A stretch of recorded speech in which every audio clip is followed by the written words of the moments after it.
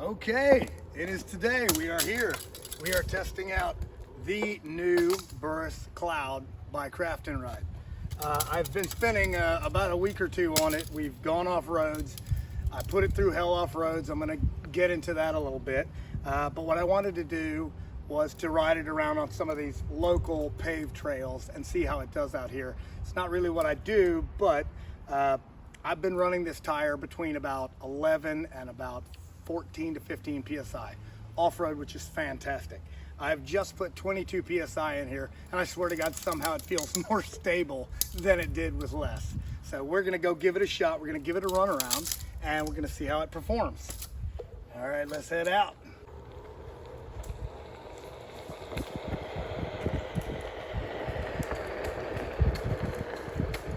Far more carvy than I'm used to.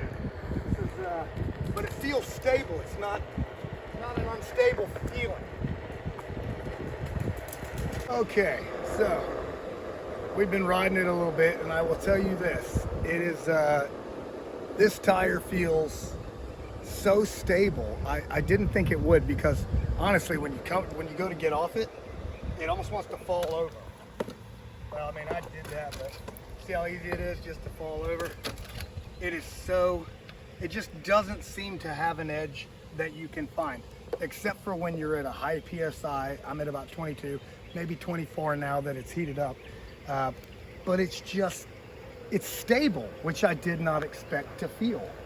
And I assumed that it would just feel much like a bowling ball, but it doesn't. It tracks very nicely.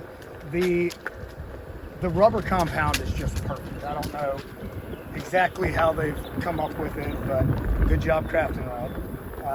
The difference between off-road and on-road, I can tell you right now, is it does seem to be missing some of that edge. When you get to that edge, you know that you're at the right amount to where you can start to really carve and hang onto that edge, and this does not have it. So I have washed out a few times with this tire.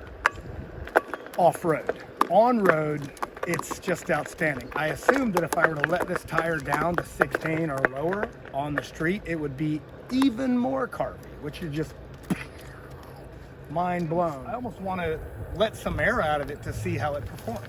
And we might just do that. Let's do that. Kill the camera. Let's see what happens.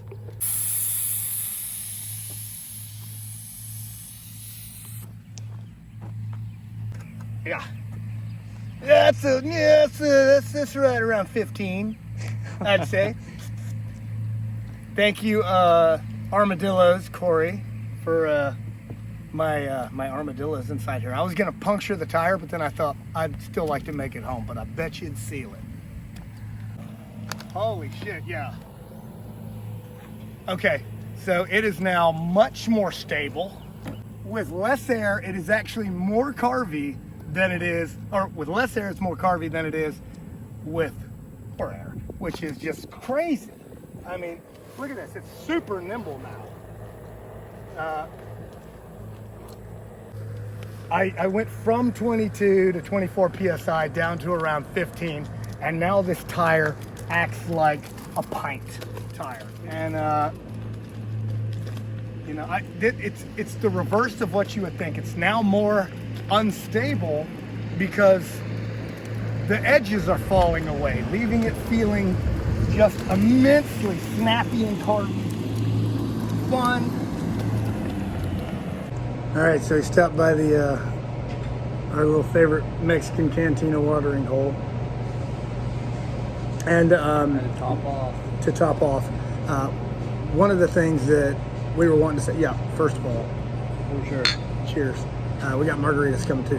But one thing that I didn't mention that I wanted to mention is that this tire is not a beginner's tire. I know that sounds stupid to say, but it is it does not have the balance that you need in order to properly learn how to ride a one wheel.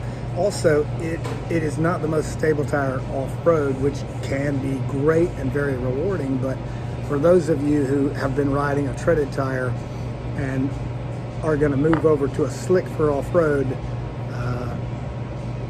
I might dissuade you a little bit unless you're a very experienced rider. Not having an edge feels a lot like not having a limit. Awesome. So, yes. And everybody knows not having a limit is a very dangerous thing. So just keep that in mind when choosing your tire.